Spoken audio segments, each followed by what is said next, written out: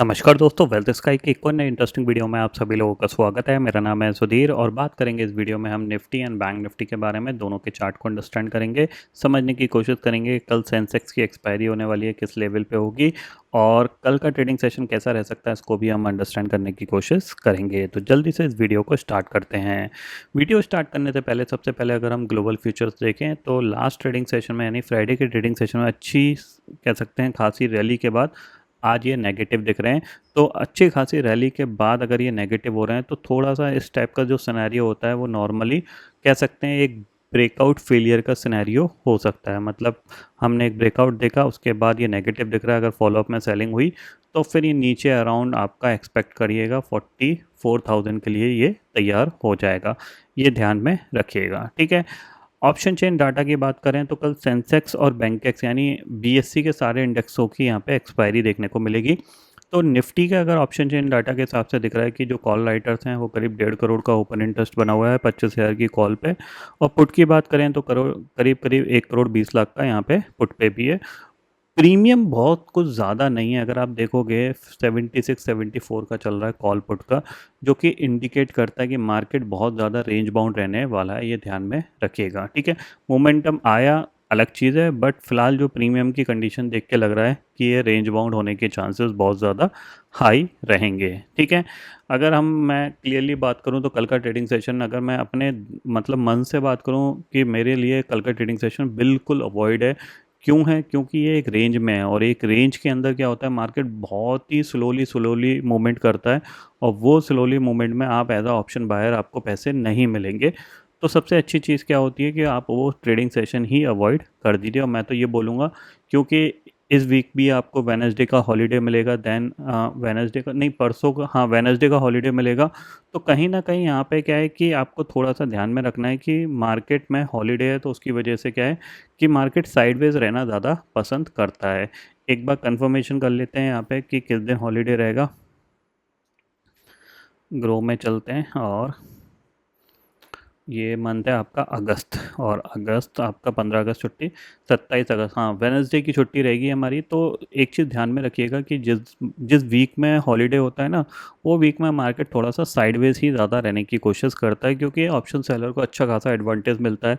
Premium decay इतनी तेज़ी से लगते हैं, आप देखो ना, आज मंडे है, अभी ऑलमोस्ट कल का ट्रेडिंग सेशन था, परसों छुट्टी है, देन आपकी निफ्टी एक्सपायरी होगी। तो कहीं ना कहीं आपके पास बैक टू बैक एक्सपायरी है, ये कल एक्सपायरी, वेडनेसडे छुट्टी, देन आपके एक्सपायरी।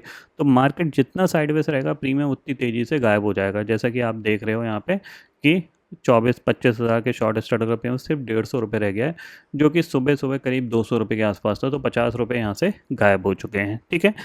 अगर आप चार्ट के पॉइंट ऑफ व्यू से देखो तो देखो, इस जब तक इस रेंज के अंदर है कुछ ना ही करिए, वही ज़्यादा बेटर रहेगा, क्योंकि इसमें क्या है कि आपको कुछ नहीं मिलने वाला। एक कैंडल ऊपर, एक कैंडल नीचे, एक कैंडल ऊपर नीचे ही करता रहेगा। ऐसे में क्या है कि अगर आपने ट्रेड डाली और आपको प्रॉफिट मिल गया तो आप लेके चले जाओ। मतलब ऐसी कंडीशन में सिर्फ 1 या 2 ट्रेड प्लान करनी चाहिए।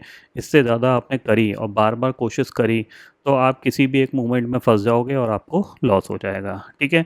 तो 25,000 24,900 के बीच में तो वैसे भी कुछ नहीं करना है। अगर हम बैंक एक्स की बात करें तो देखो 61,500 के आसपास चल रहा है, राउंड फिगर है, चांसेस वेरी हाई कि इसी के आसपास ही एक्सपायरी देने की कोशिश करेगा। 100 पॉइंट ऊपर नीचे हम मान के चल सकते हैं, नहीं तो हो सकता है 61,500 के आसपास ही दिखा दे, ठीक है।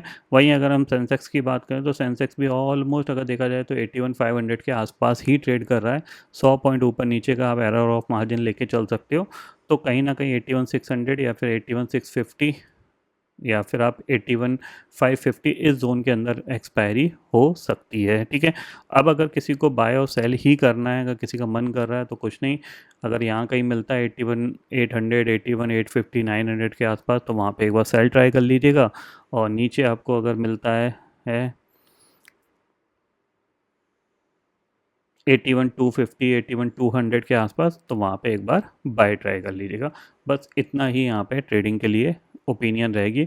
अदरवाइज़ मेरी तरफ से पूरी तरीके से ट्रेडिंग सेशन अवॉइड है। आज भी हमने ग्रुप में जो ट्रेड डाली थी सिर्फ डे हाई से डे लो की ट्रेड डाली थी, उसके बाद हमने अपना स्क्रीन, उसके बाद कोई फर्दर ट्रेड प्लान नहीं किया था, क्योंकि मार्केट साइडवेज चला जाएगा और साइडवेज में पैसे नहीं बनते। ऑप्शन बाइंग के लिए मोमेंटम होना ज़रूरी है। जब आपको मोमेंटम मिलता है तभी आपके पैसे बनते हैं। अदरवाइज़ आपकी जो भी 10-20 पॉइंट 30 पॉइंट आपको मिले हैं वो लेके निकल जाइए। वापस अगर आए तो वो आपके मार्केट में चले जाएंगे, ठीक है। और हम डे हाई डे लो के हिसाब से ट्रेड प्लान करते हैं, तो हमें उसके लिए एक थोड़ा सा डिफरेंस चाहिए अच्छा खासा, एटलीस्ट मिनिमम 80 पॉइंट 100 पॉइंट के निफ्टी के पॉइंट ऑफ व्यू से हो, तभी एक अच्छा प्रॉफिट बन सकता है। अदरवाइज मार्केट 20-30 पॉइंट से ज़्यादा का प्रॉफिट नहीं देता। और आजकल तो वैसे भी देखा जाए तो विक्स कितना 10-11 पे ट्रेड कर रहा है, तो इतना ही मोमेंट रहता है। लकीली आपने कोई पोजीशन बनाई और ओवर द नाइट मार्केट खुलते ही गिर गया तो आपको एक अच्छा प्रॉफिट बन जाता है। But intraday point of view से आप समझ के चलिए 20-30 पॉइंट ही आपको मिलेंगे। अब उसमें आप अपनी बड़ी क्वांटिटी डाल के ट्रेड कर रहे हो तो आप अपना रिस्क मैनेज कर लीजिए, छोटी क्वांटिटी डाल के ट्रेड कर रहे हो तो थोड़ा सा कम ही प्रॉफिट यहाँ पे मिलेगा।